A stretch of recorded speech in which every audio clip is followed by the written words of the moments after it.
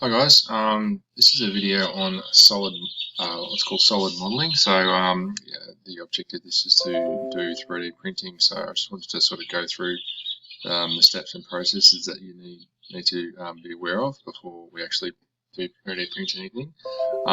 So on your screen there, I've drawn a little flowchart of from your ideas to getting them 3D printed out. It's not just as simple as just chucking them on a printer. First of all, you've got your design idea, that purely comes from you, and you've got to put it into a 3D solid model modeling package such as Tinkercad, which we had a bit of a go on the other day. There's other ones out there. Tinkercad's quite it's like a basic one, quite simple to use, so that's why it's quite popular. There's much more heavy duty ones that industry use. Okay, so once you've done something in Tinkercad, or you've made a model of it, you have to export it as a special type of file. And in our case, we're using a .stl or .obj file. I think either of them work. STL definitely works, so that's probably the one you want to aim for.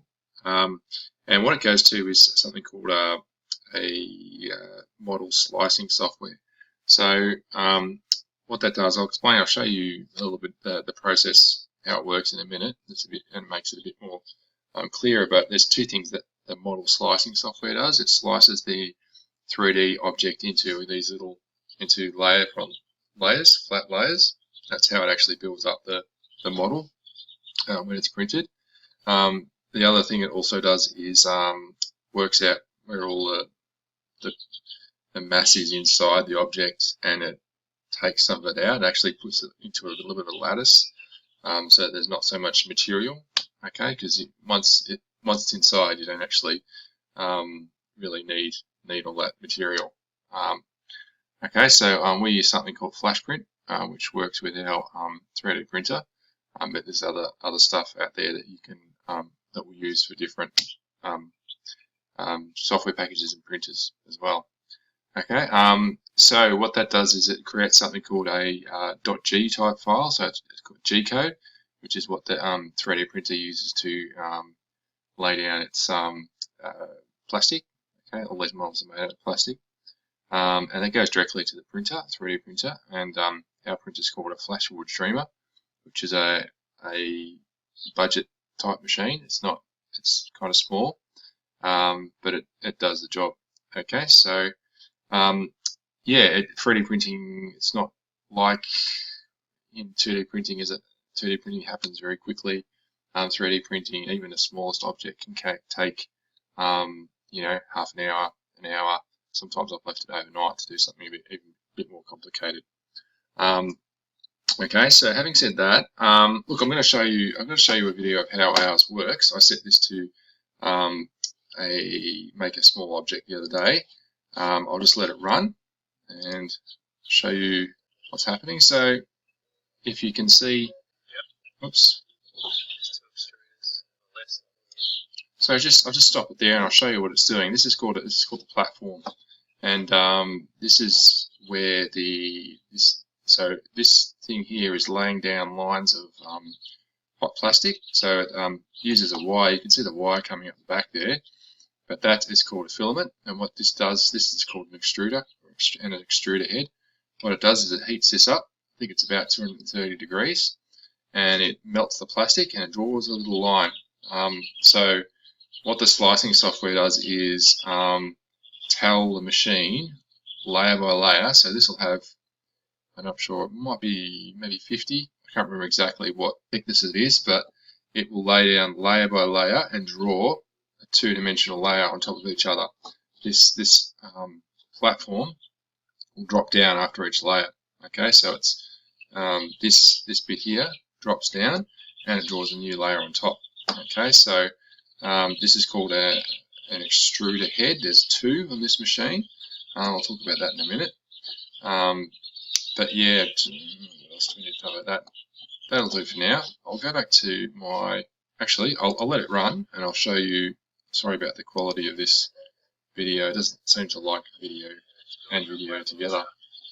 So this is actually printing a cube. It's about halfway through printing a cube object with some text in there. Now, there is some design constraints of 3D printing. Okay, so you can't just print anything you want. So, look, you'd be used to 2D printing, and pretty much anything's put on a page you can print, no problem. 3D printing is a bit different. Adding an extra dimension makes it a bit trickier. You are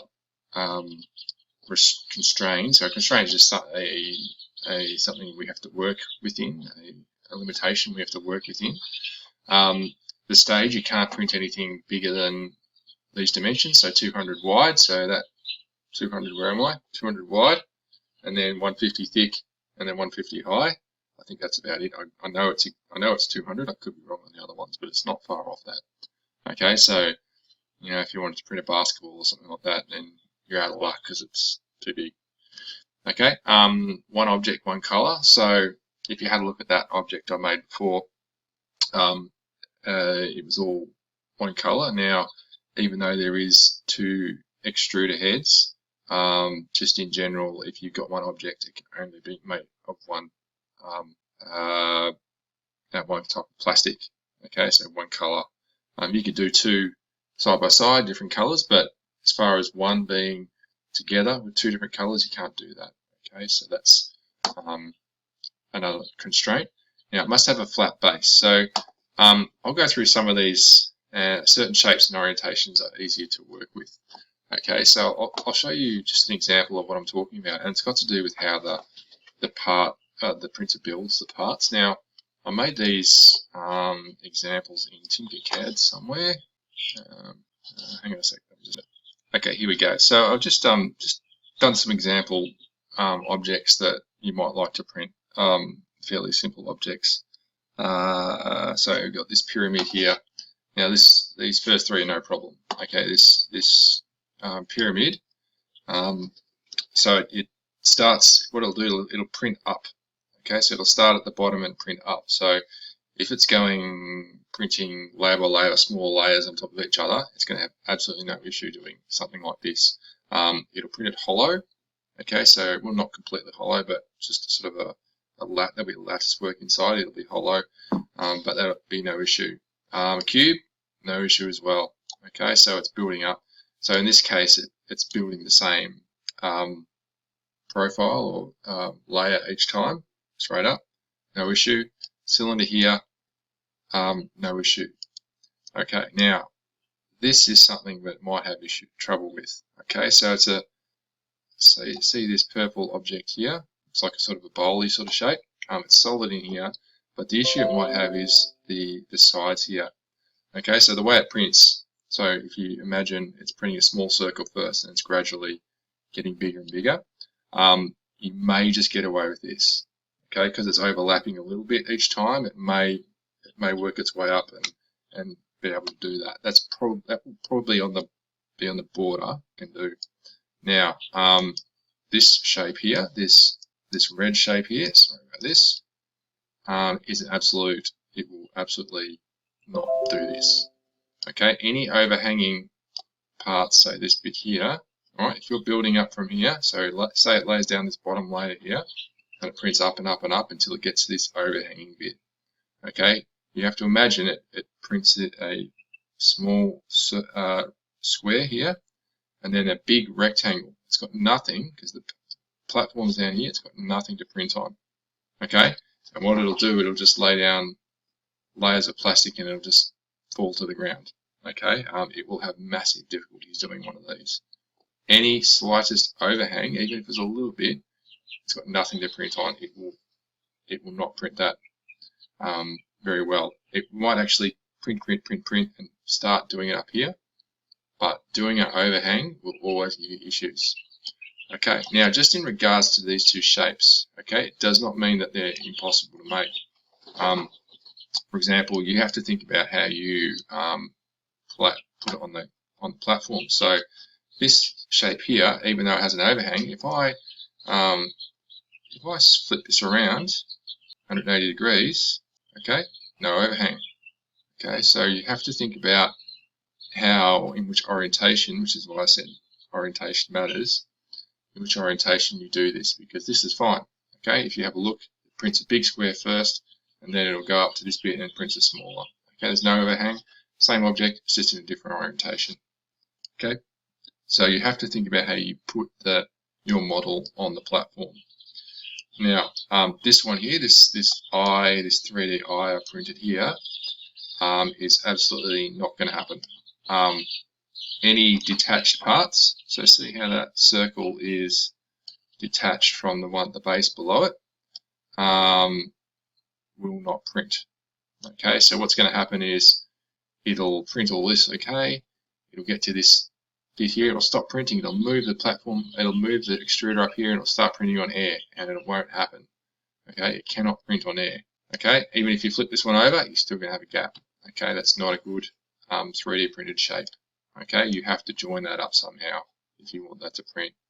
Now, just with regards to something like this, where you have overhanging